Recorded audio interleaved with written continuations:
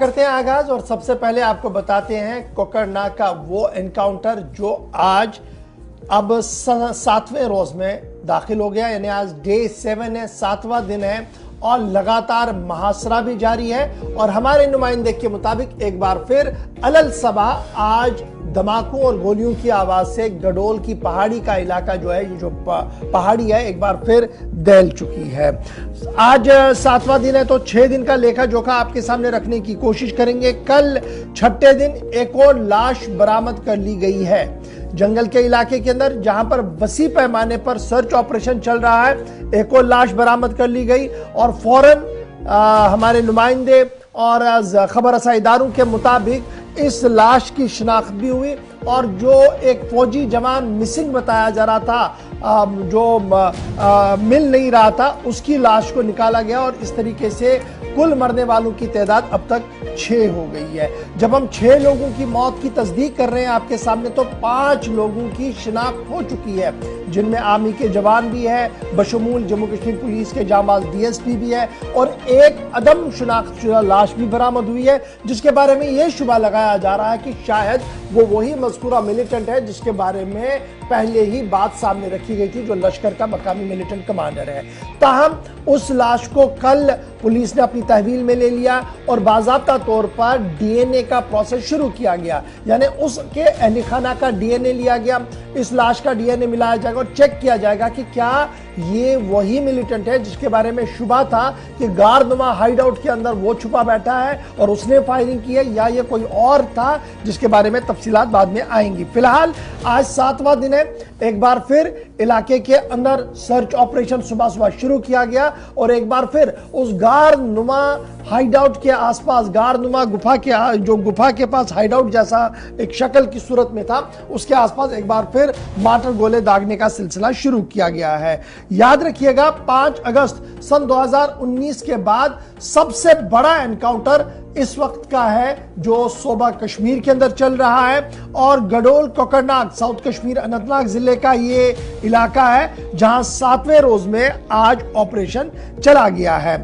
जो आर्मी का जवान मिला है, इब्तिदाई खबरों के मुताबिक उसका नाम प्रदीप बताया गया है, मेजर आशीष के साथ था। ये मेजर आशीष बुधवार के रोज गोली लगने की वजह से जख्मी हुआ, बाद में वो दम तोड़ बैठा और कल इस प्रदीप की लाश भी बरामद कर ली गई और प्रदीप के बारे में जो इब्तिदाई खबरें सामने आ रही है, इनका ताल्लुक पंजाब से है और पंजाब राइफल्स के साथ ही ये तायुन थे। सरकारी ज़राए के मुताबिक कुल मिलाकर सोबा कश्मीर के अंदर 81 एक्टिव मिलिटेंट इस वक्त मौजूद है, जिनमें 33 लोकल मिलिटेंट भी बताए जा रहे हैं। यह खबर रसा इदारों की तरफ से लगातार पिछले 2-3 दिनों से बात सामने रखी जा रही है। ताहम जब बुधवार को यह एनकाउंटर शुरू हुआ था, जब एक मुसद्दिका इत्तला मिली थी, उसके बाद ऑपरेशन को शुरू करने की बात कही गई थी, तो ऑपरेशन शुरू हुआ था तो कर्नल मनप्रीत सिंह, फिर कमांडिंग ऑफिसर 19 राष्ट्रीय राइफल्स थे ये, मेजर आशीष दिमचौक, डीएसपी हिमायू भट्ट और फिर उसके बाद 2 और सिपाहियों की लाशें बरामद हुई। तो कुल मिलाकर अब ये डेथ टोल जो है वो 6 तक चला गया है। कोकरनाग का इलाका जो रिवायती तौर पर आज तक खूबसूरती और सयाहों का मरकज बना हुआ था, वहाँ का गडोल की पहाड़ी का इलाका ये है जहाँ एक तरफ से आपको कोकरनाग दिखेगा, वहीं दूसरी तरफ से आपको किश्तवाड़ का पूरा बेल्ट भी दिखेगा। यही वजह है कि किश्तवाड़ के इलाके के अंदर भी सिक्योरिटी का दस्ता जो है वो काफ़ी हाई अलर्ट कर दिया गया है। पहाड़ी के आसपास के इलाकों में नाके लगाए गए हैं और यहाँ भी गडोल के आसपास का जो पास वाले इलाके हैं वहाँ पर भी ऑपरेशन को तेज कर दिया गया है। गडोल में अगरचे मुसल्लह तसादुम में इतवार के दोपहर से बदस्तूर ठहराव है, लेकिन इलाके की नाकाबंदी और जंगलात की तलाशी की कार्रवाई लगातार जारी है। इस दौरान 13 सितंबर को मिलिटेंटों की तरफ से हमले के बाद एक और फौजी एहलकार जो लापता हो गया था, जिसकी लाश छठे रोज बरामद कर दी गई है। इतवार के सपहर गारनुमा हाइड आउट के करीब एक जली हुई लाश भी बरामद की गई, जिसके बारे में शुबा है कि वो मकामी मिलिटेंट हो सकता है। ताहम इनकी शिनाख्त अभी तक नहीं हो सकी है और शिनाख्त के लिए इसका डीएनए मंगल के रोज शुरू किया गया है और अभी तक रिपोर्ट आना बाकी है। प्रदीप नामी फौजी एहलकार की लाश भी बरामद हुई है जो लापता हुआ था। और कल के दिन के बाद अगर आज के दिन की हम बात करें तो एक बार फिर यह पूरा इलाका सुर्खियों के अंदर है, क्योंकि आज 7वां दिन है जब एनकाउंटर जारी है। सईद मुजफ्फर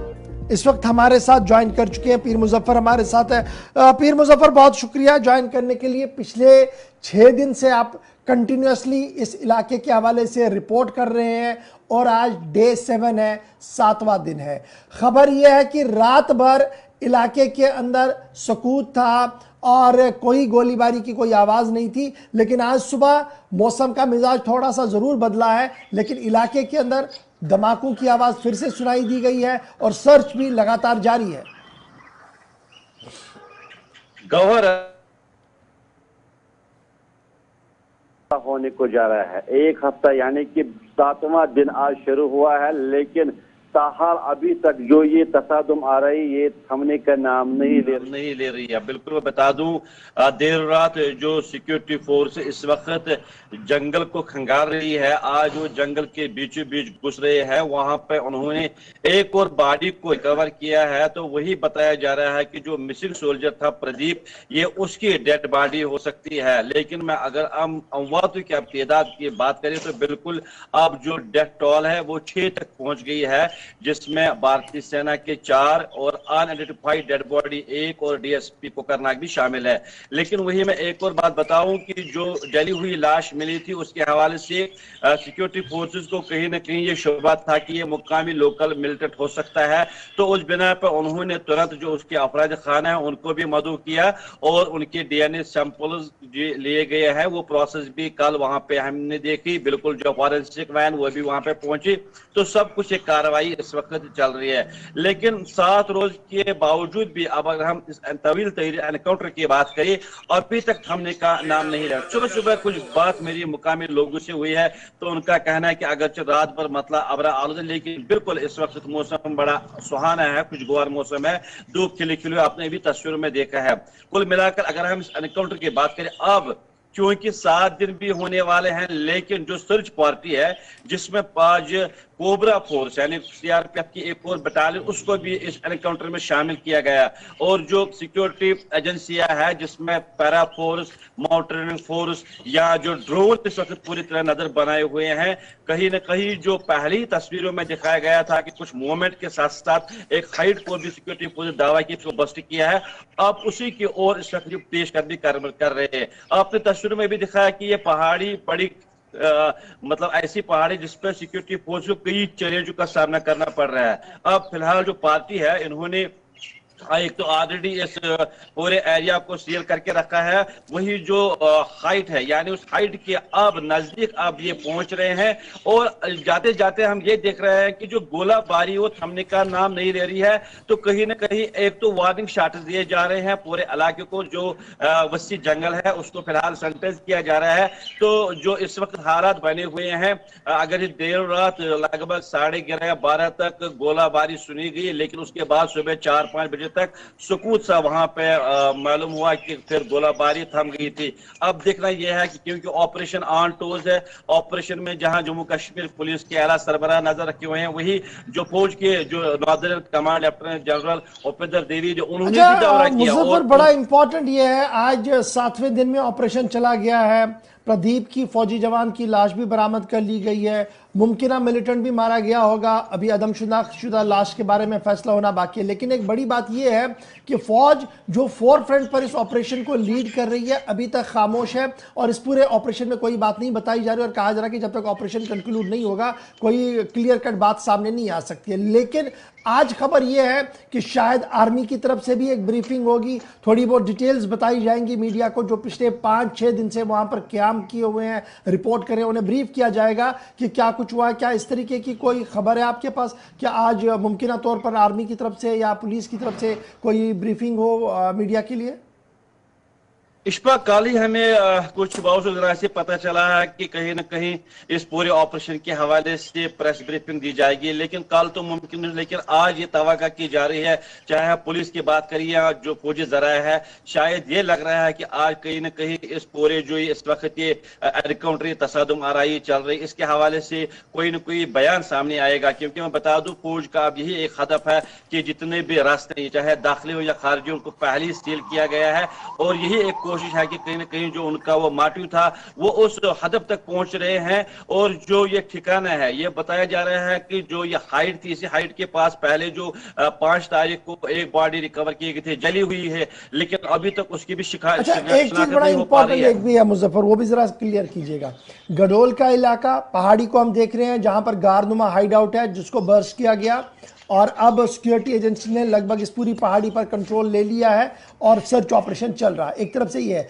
दूसरी तरफ से इस पहाड़ी के आसपास रिहायशी इलाका भी है जिसके खारजी और दाखिली रास्ते भी बंद कर दिए गए हैं और तमाम आने वाले जाने वालों पर गहरी नजर रखी जा रही है, बल्कि रेस्ट्रिक्टेड कर दिया गया है मूवमेंट को। तो मकामी तौर पर जो लोग हैं इस पहाड़ी के आसपास जो लोग रह रहे हैं, अभी क्या कुछ उनका हाल है कि उनकी रोजमर्रा की जिंदगी क्या मामूल के मुताबिक है या अभी कुछ कदगने हैं वहां पर? जब से ये एनकाउंटर वहां पे शुरू हुआ है तो जो तहसील एडमिनिस्ट्रेशन, उन्होंने पहले एक आदेश वहां पे दिया है कि चाहे हम प्राइवेट स्कूलों की बात करें या गवर्नमेंट इदारों की बात करें, फिलहाल उनको वहां पे